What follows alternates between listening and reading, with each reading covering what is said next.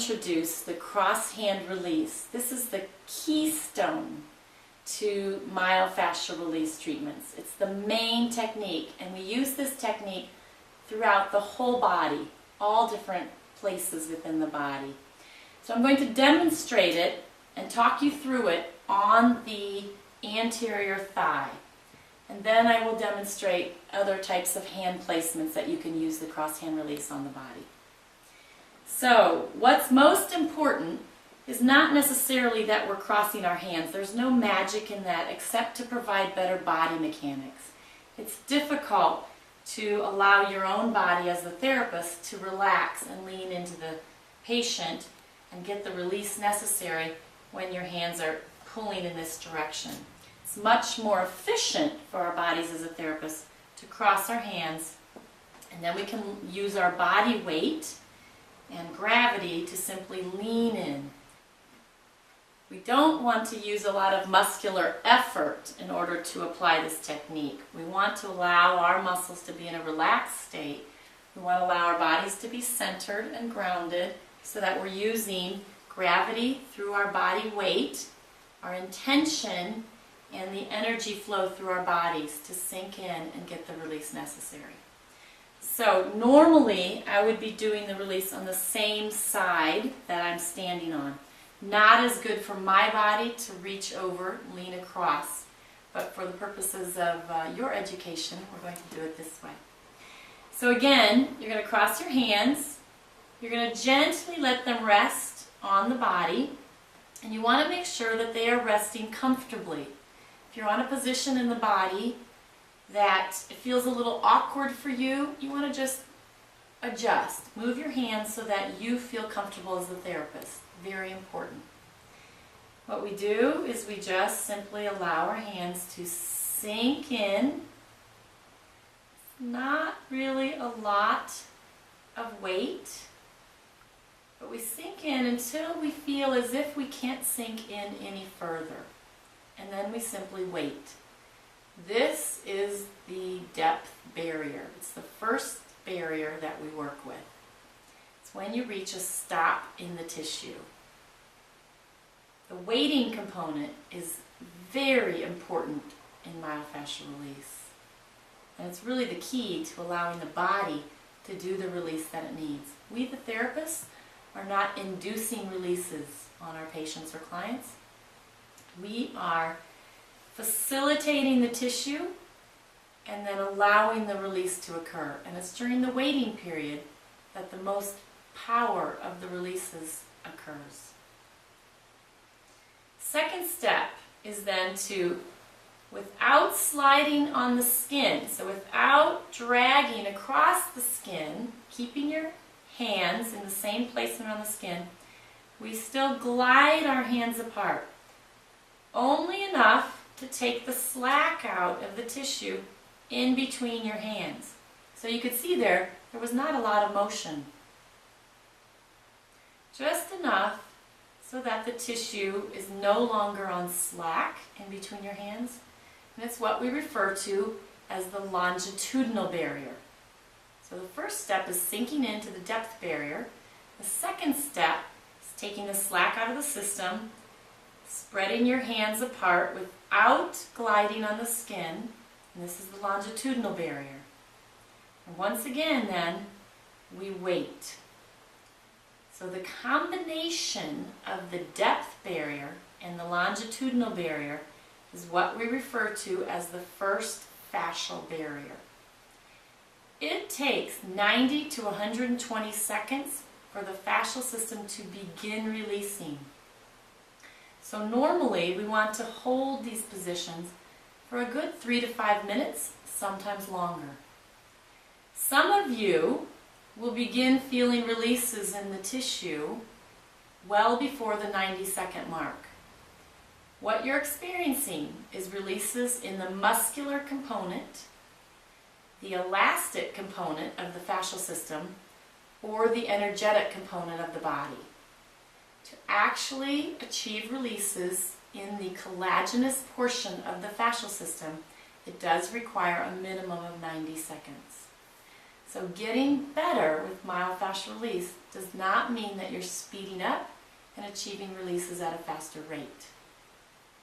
Getting better means you're able to sink in and connect with the tissue that you're working on and achieve deeper releases.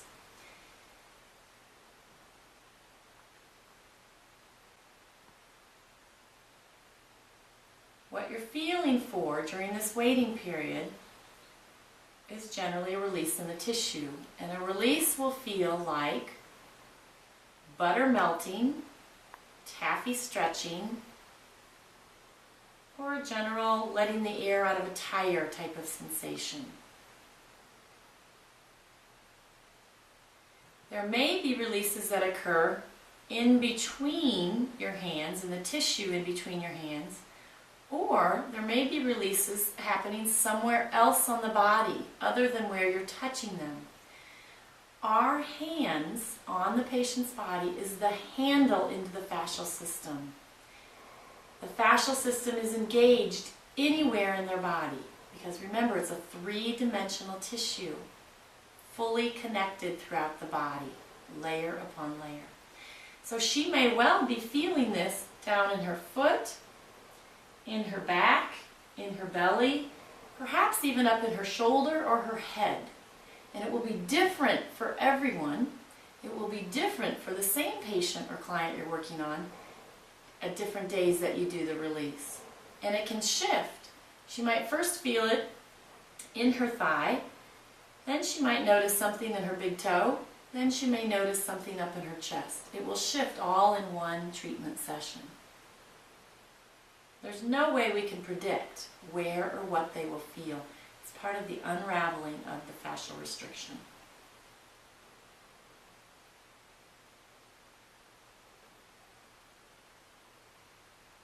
So generally, after you've given it enough time frame and you've felt maybe 2 to 3 releases occur underneath your hands, then we can gently begin to remove our pressure. You never want to release your pressure suddenly because it can create a rebound effect of the tissue. So you always want to release your pressure gently and then you move on to the next place that you're going to apply treatment. So now what I'd like to do is demonstrate different areas of the body. You can do this also to the anterior lower leg. We can do cross hand releases really anywhere in the body. It's safe to do anywhere in the body. We could do it centrally in the abdominal region, or we could do it on one side if it was tighter on one side versus another. This is often reaching into the psoas tightness that will oftentimes occur both sides on people, but sometimes more strongly on one side versus the other. We can come up and we can do it across the chest vertically, so one hand over the diaphragm, one hand over the sternum, where you sink in to the depth barrier. You wait, take out the slack between your hands, taking to the longitudinal barrier, and then you wait. Again, that combination of the depth and longitudinal barrier is the first fascial barrier. And then we would wait. I can do it to an arm, upper arm, lower arm, or across the elbow, one hand on the upper and one on the lower. Get some opening that way. We can come up, stand at the head, lean forward, and do a cross-hand release across the anterior chest,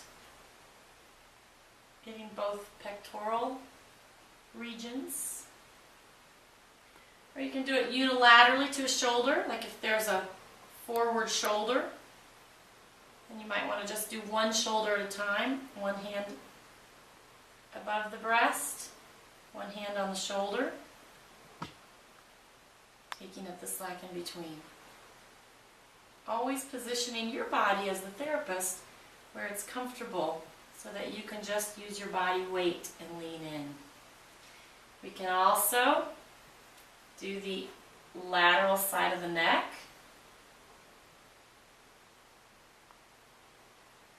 We can be a little bit of a wider cross hand release where we start on the chest and the neck, or even up into the face or the side of the cranium.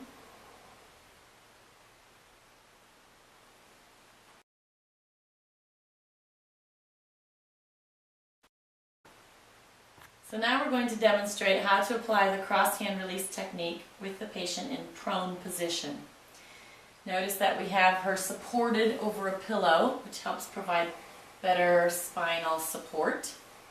So there are many options. We're going to cross our hands. We can start right here, put a hand on each shoulder blade, sink in, and do like a horizontal spread release. You can also take it in the direction towards the pelvis and feet. Just like when she was lying on her back, you can also do unilateral, one side at a time. With this technique, you can go right over the spine. So we can have our hands right over the spine, sinking in, getting the elongation. So you can do that centrally over the spine, or one side might appear shorter or tighter than the other. So we go to one side and do one side at a time. Notice again, I want to be clear about this, if I were actually treating her, I would apply the technique on the same side that my body's on for my proper body mechanics. Same thing on her skin, so I would go underneath the shirt, right over the spine. And come down and go right over the glute and posterior hip region, one side at a time. You can do a lumbosacral release this way as well. One hand on the sacrum, the other hand on the lumbar spine, sinking in. You can have a greater elongation of your cross hand release. One hand on the sacrum, one hand on the thoracic spine.